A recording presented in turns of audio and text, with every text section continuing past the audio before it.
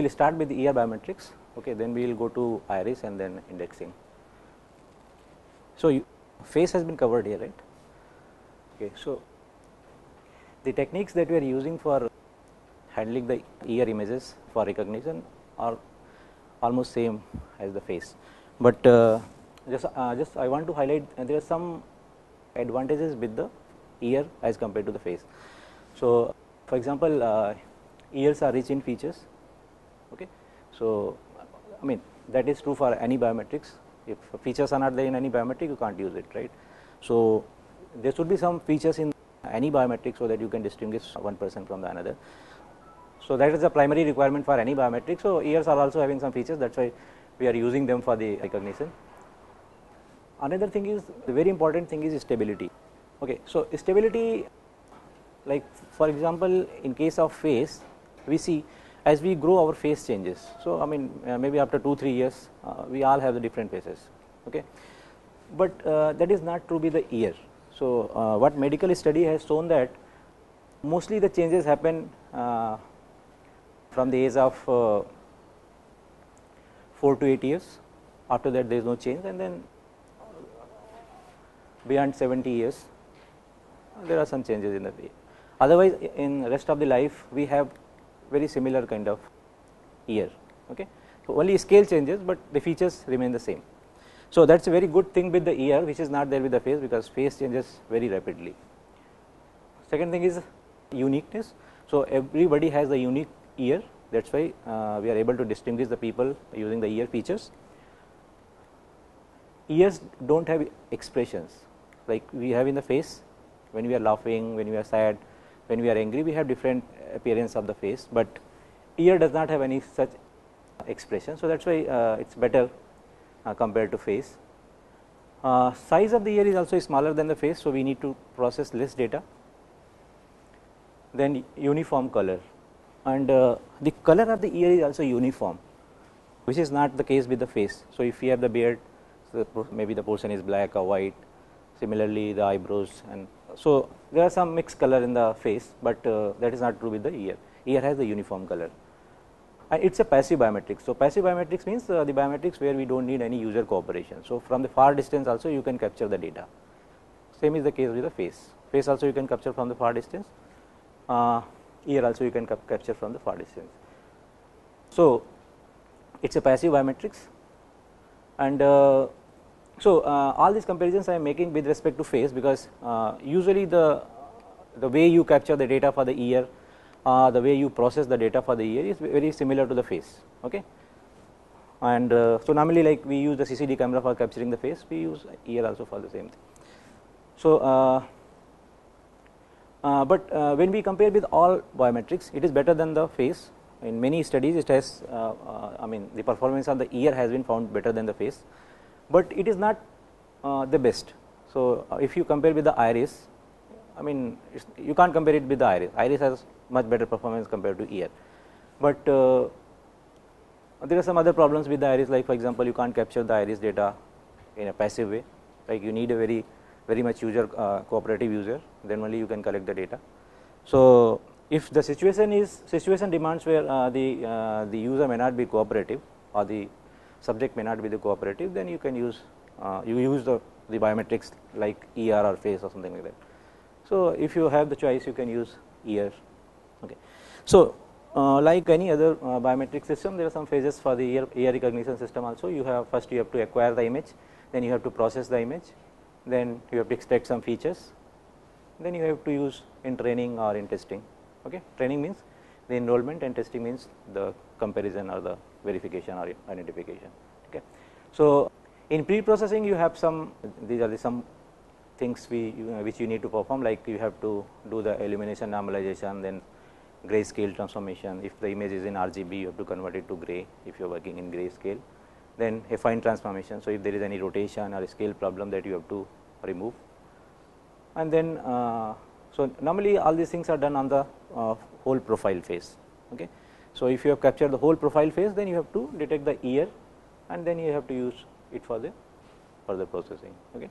So, after all these steps, you have to detect the ear, and then you have to extract the features, and then you have to use for it. training or testing. There are some techniques which are normally used for feature extraction, like Hough is the one technique. Okay. How do we acquire the ear image? So, in the same way as we do for the face, there is a CCD camera, and you illuminate the ear with some halogen or some other light source, and then with the help of CCD camera you capture the data. Okay. So, while capturing the data, you do not only collect the ear, you actually collect the whole side face, or sometimes you say the profile face. Okay. So, many times after capturing the data, you have to first locate your region of interest, that is the ear.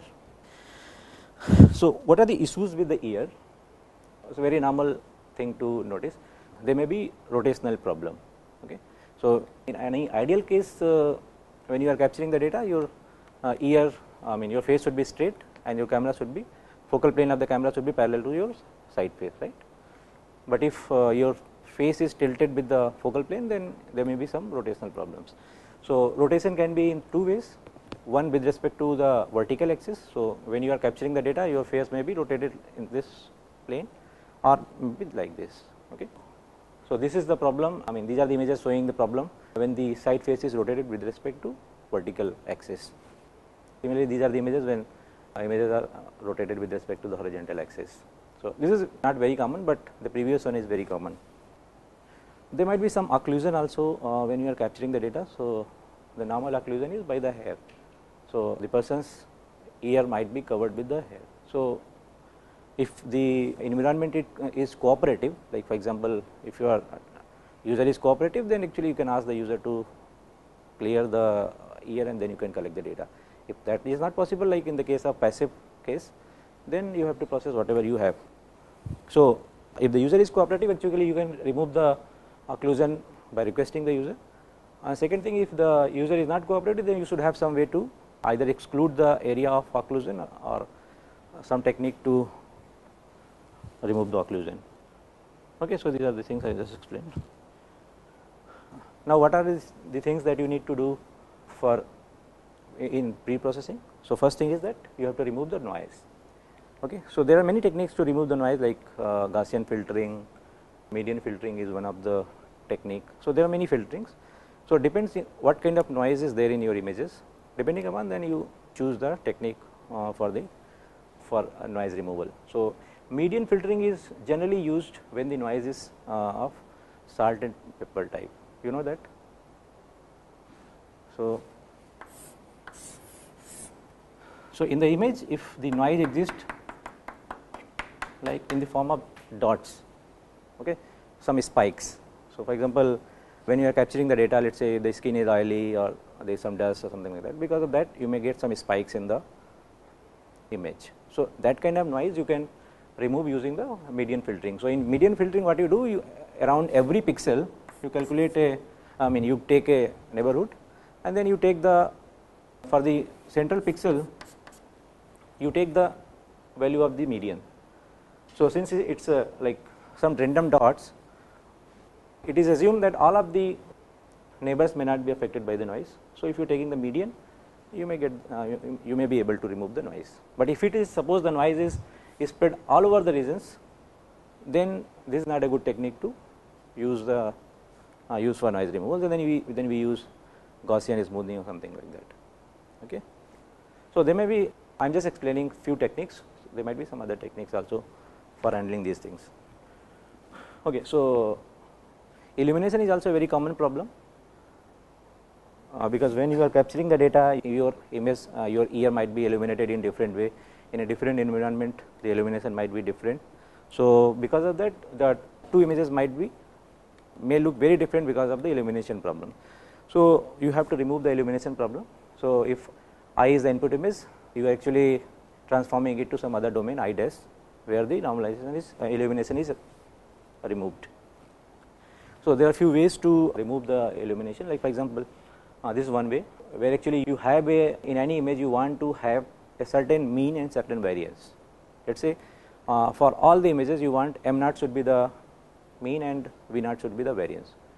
Okay, that is the so if let us say that is fixed for all the images, then more or less the images will look same.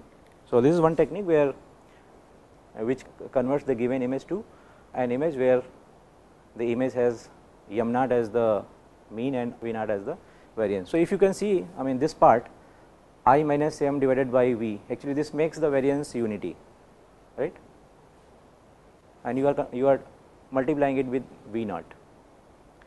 So, basically it will vary within that V naught limit. Okay. So, and depending upon the pixel value, whether it is greater than m or less than m, you choose whether you should add that value to m or you should subtract it to m. Okay. This you might have seen in fingerprints also, right. So, this is quite similar. Okay. So, in grayscale transformation, given the RGB image, you have to transform it to grayscale. So, there are some standards which tell that in RGB, RG and B channels, the relative importance of the channels. So, you can just give some weightage to the channels and then multiply the pixel value and then just sum it up. So, many times we give the equal weightage and then, so it is like taking the mean of the RGB values.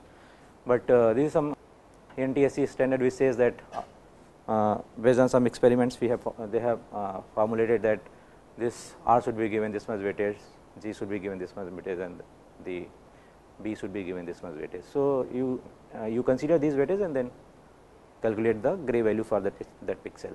So, usually this RGB value, I mean the pixel value ranges from 0 to 255 for any channel, right. So, this I gray will be also between 0 to 255 because this all the weights are total sum is 1. Okay. So, the grayscale image that you get there also the value will range from 0 to 255. Okay. So, if there is any scale or rotational problem that you have to remove before using it for the recognition. So, normally scale is removed by resizing it. So, just fix some size that you are considering, let us say 50 by 50 image. So, for any image you just resize it to 50 by 50. Okay. So, usually we do the scale normalization like this. Similarly, for making them rotational invariant, you have to consider some unique axis. Let us for example, what usually we do. So, suppose something, this is the ear. So, we take the bottommost part here, point here and then the topmost point, and then it join these 2 points by the line, and then make to have the rotation invariance, just make this straight or the I mean rotate it to make this perpendicular line or vertical line. Okay. So, that way you can remove the rotational problem. Actually, you have captured the whole side face. Now, you have pre-processed, you have done this pre-processing things. Now, you have to detect the ROI, the region of interest or the ear. So, actually you have this side face image, and here you have to just locate the ear portion, right. Once ear is located, yes.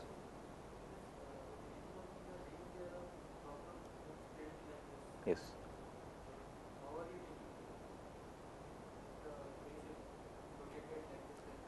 So, this is actually to handle in plane rotations.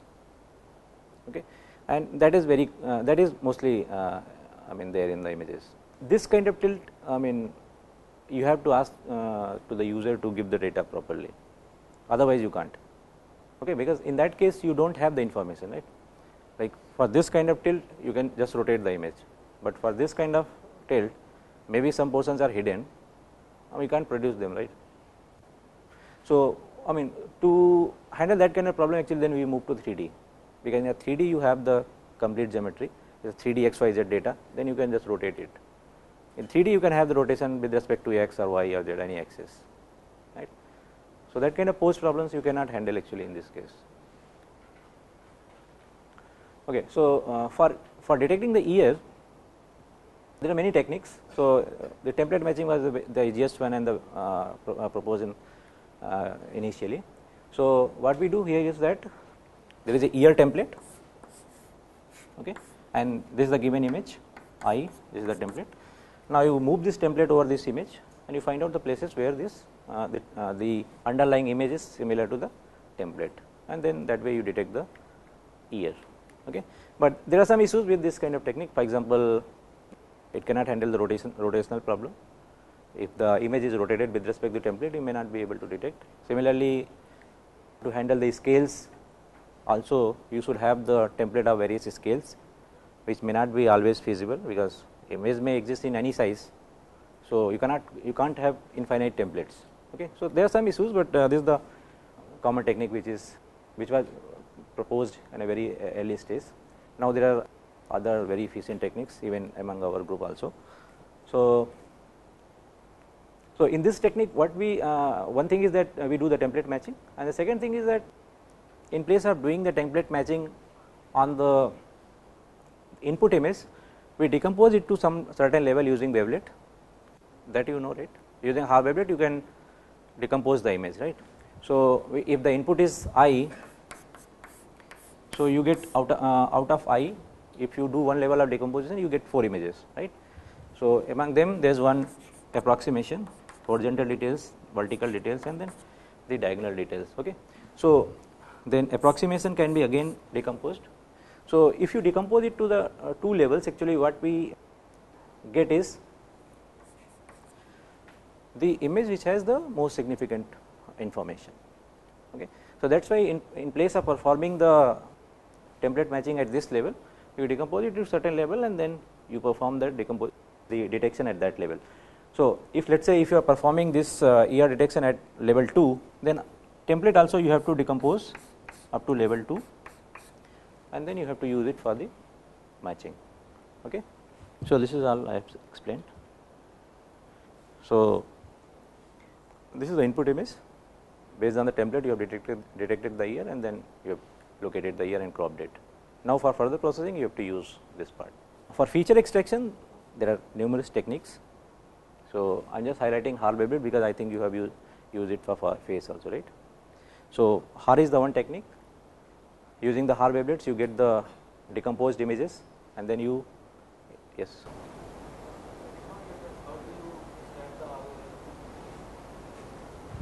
Oh, this template matching part.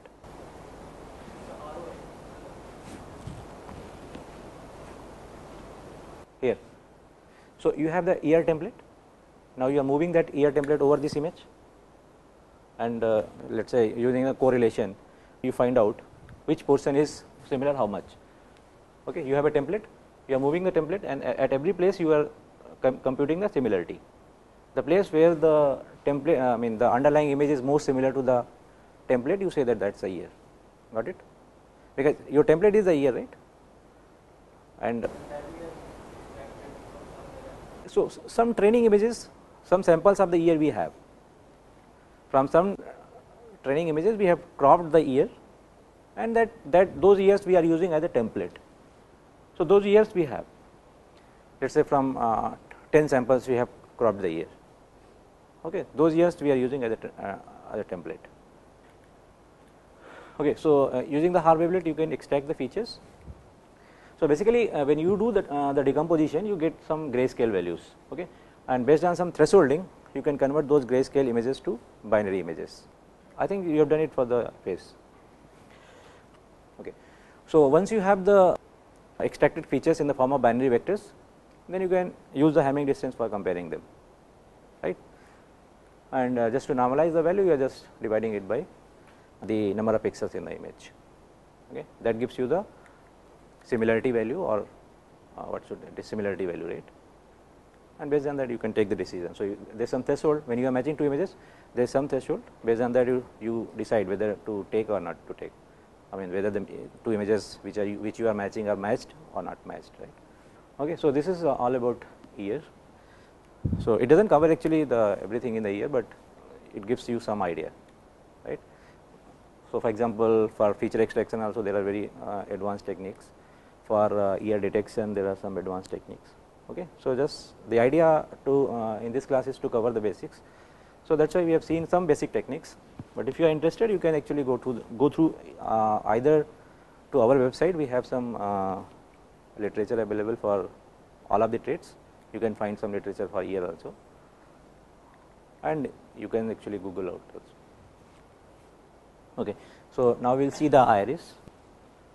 So, in iris also we have some similar steps to follow, like given the iris image you have to first locate the iris, because when you are capturing the iris image you may not be only capturing the iris, you will capture some surrounding area also. So, in that image you have to first locate the iris, then you have to do some normalization to handle the scale and rotational problems. Then you have to extract features. Again you can use here Hough or some other techniques, and then you perform the matching. Okay. So, these are the steps to detect the iris in the given image. So, first we detect the pupil and then the iris. Okay. So, in this image this is the pupil, right, and this surrounding area is iris, this area. Okay. And in the eye image actually this the pupil part is the most dark part, right. If you see the gray values, you will find that the lowest gray values are at this place. So, you can do simple thresholding and you can find out the pupil. So, for example, if you threshold this image, you get this image, got it. Now, it has some noise also here. Okay. So, you do the edge detection, you get the pupil boundary, but with that boundary actually you get some noise also. So, you have to detect the place where this pupil boundary exists, okay, because if suppose nothing would have been here, then you can say that all the white pixels are the pupil boundary, but you have some noise. So, you have to detect the place where this boundary is there, or another way you can say you have to detect the circle, because all other noises will be of some other shape, they will not be circular, okay, but the iris the pupil boundary will be circular. So, what you can do, you in this given image you can perform the circle detection, you can detect where the circle exists, and then that will be the pupil boundary. Okay. So, do you know about the Hough transform? Okay. So, Hough transform is to detect, there is a Hough transform to detect lines, there is a Hough transform to detect circles. So, if you use the Hough transform in this image, you can find out the places where circle exists, or to define any circle you need radius and center.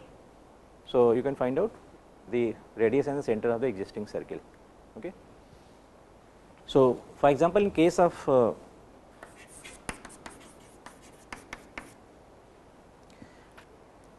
line you write its equation as y is equal to mx plus c, right. So, if m and c is given, you can draw the line, right. You can actually write it in the other way also, you can define the line in terms of take the x y as the fixed value and m c as the variant. Okay. So, because in case of when you are detecting the lines, for example, you have x y values and you want to detect the m and c. Okay. So, what we do, but we are given usually m and c are fixed, x and y are the variables, right. Now, here we take x and y as a fixed value and m and c as the variable. Okay. So, for any given x and y, you can plot a line. Okay. So, if you do that, you will find that there is one line like this, and let us say this is okay, this is x, this is y,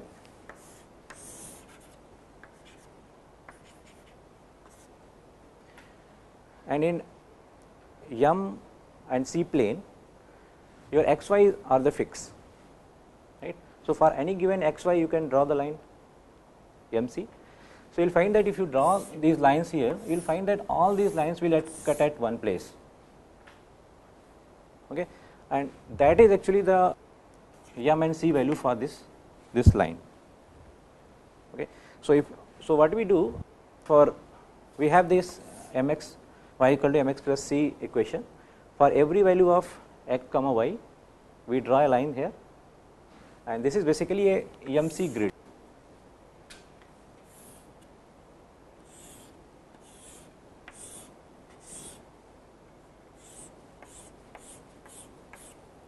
Okay, it is a grid like xy plane, MC plane.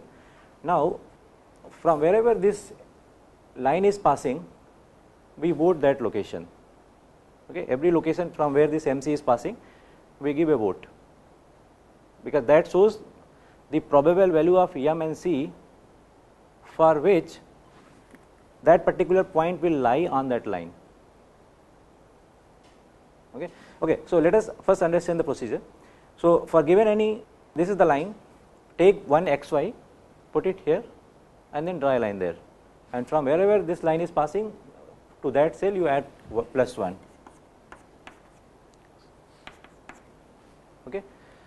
Now, you do for all these points, you plot the line here, then you will find that the place where all these lines are cutting, that particular cell will have the more votes. If you consider this all plus 1 as the votes, that location will have the most number of votes, correct. So, actually that will tell you, so given these xy locations, you plot this here and then you see which location has the most vote, that particular M and C will tell you the existence of the line for that MC value. If say two lines are existing, you will find that in this MC grid there will be two locations which have the significant number of votes. So, that way we detect the lines. This is the Hough transform from the lines. Similarly, there is a Hough transform for the circle. So, circle equations we can write in this way in the parametric form, okay, where xt and yt you have to determine, because to determine any circle you need x center and the radius. Okay. So, xt yt these are the center points and r is the radius. Okay. So, this is the parametric equation for the year for the circle, right. So, for any given point xp yp, xp yp is the pixel location. For any given pixel location you have to find out all the probable circles. For example, here for a given any xy you try to find out all possible m and c values for whom this point will lie on the line. Okay. Similarly, for the circle also, for given point p, okay, so for example this is one point here, from this point there may be many circles which will pass. For example, like one circle like this, another circle maybe like this, another circle might be like this. Okay. There are many circles which will pass from one point and there might be various radii, right. For multiple set of radius values, circle will pass from this location, and for multiple set of center values also the circle will pass from that location. So, how many variables you have here? 3 variables xt, yt and r are the values that you need to find out. Like in this case of 2D you have the grid M and C. Okay. Similarly, in this case of circle you have 3 values xt, yt and r. So, in place of having this 2D grid we have a 3D grid, okay, where the every cell represents one x, y and xt, yt and one r value. Okay. Now, one thing you have to notice, like here we have limited size of grid. You may say what should be the size of the M and this grid, because if you say if you take a very narrow grid, maybe you are not able to include this line in the grid, right. So, based on some experiment actually you have to find out what should be the sufficient value. So, similarly here also I mean experimentally you find out what should be the size of the RT, XT, YT, RT that space, and then you use it for this procedure. Now, for any given XP, YP, what are the things you are given? XP, YP are the image pixels. Let us say this is the circle exists, let us say some other points are here. So, this one pixel, this another pixel, these pixels are given to you. Okay. So, these are all your XP, YP.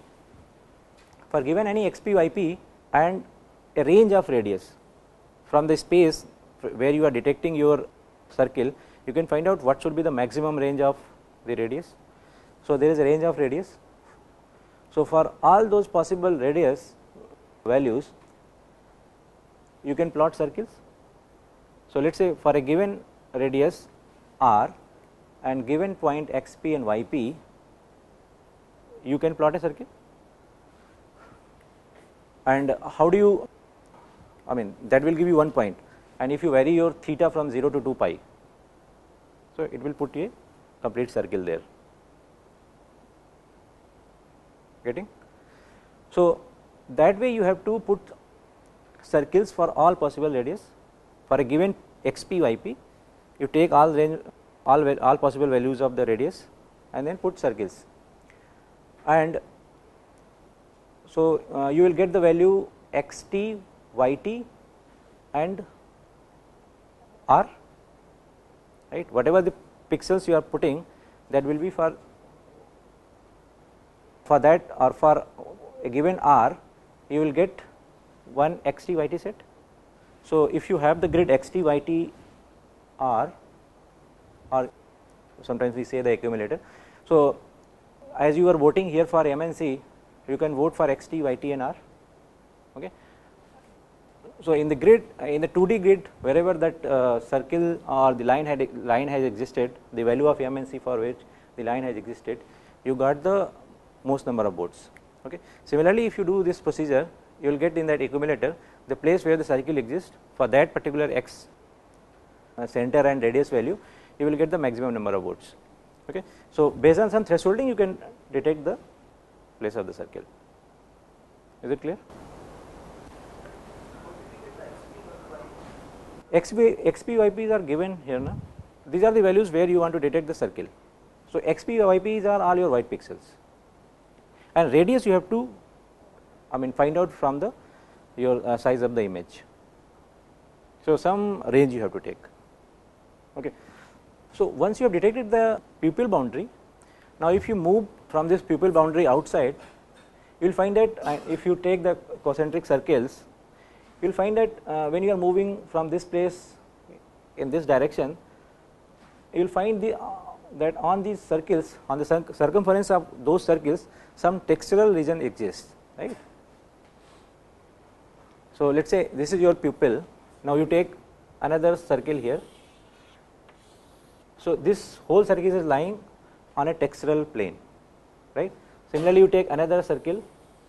This is also lying on a textural surface. Now if you keep on drawing the concentric circles like this, there will be one place where the flat region exists, there is no texture, right. So when you are moving outside, till you are on the iris, you will get the textural portion. When you move out of the iris region, you will get the flat region.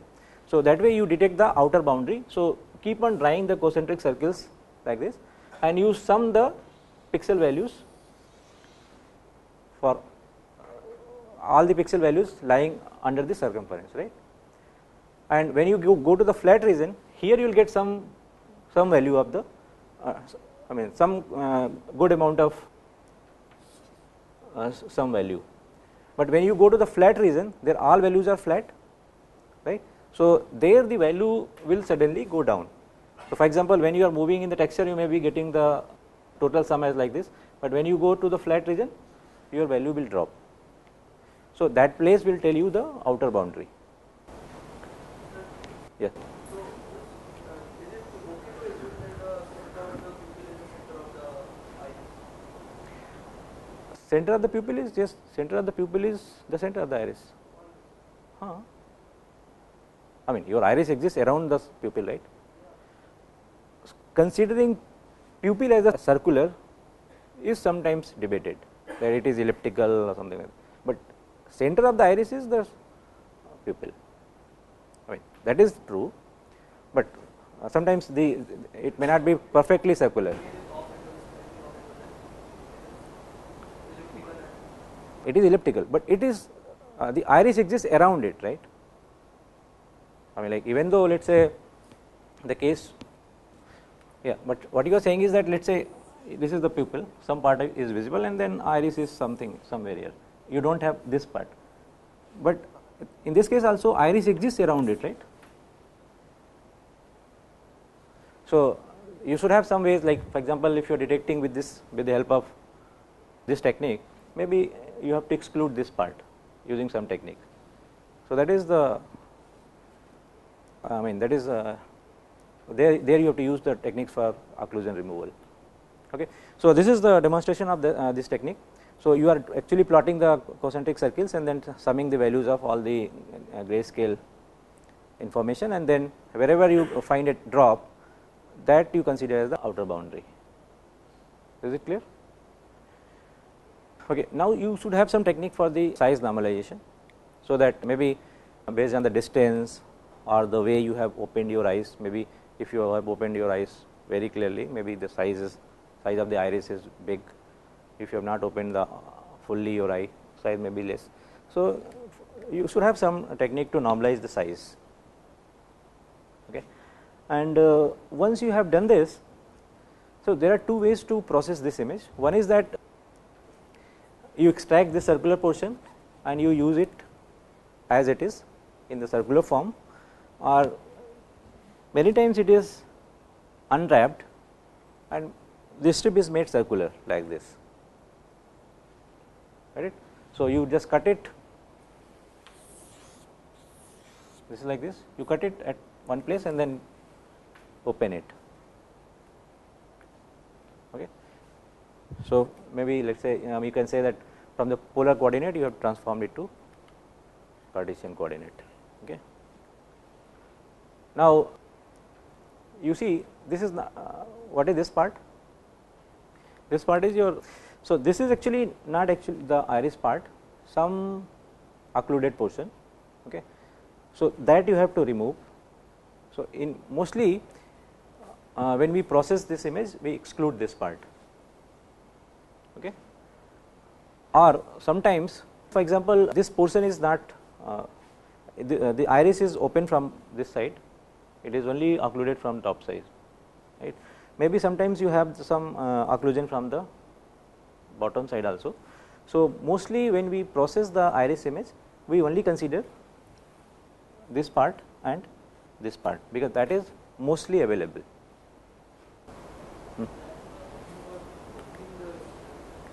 Yes.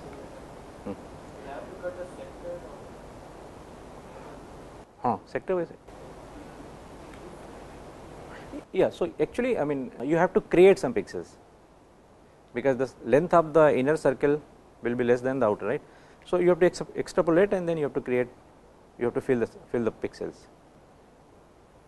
right. So, in this image usually you will see that when you are extrapolating it will be like a smoothed image, right. So, when you open it, you find that this inner part is little smoother than the outer part. Okay. So, for that you have to extrapolate and then or interpolate and you have to find out the values, approximate values. Okay.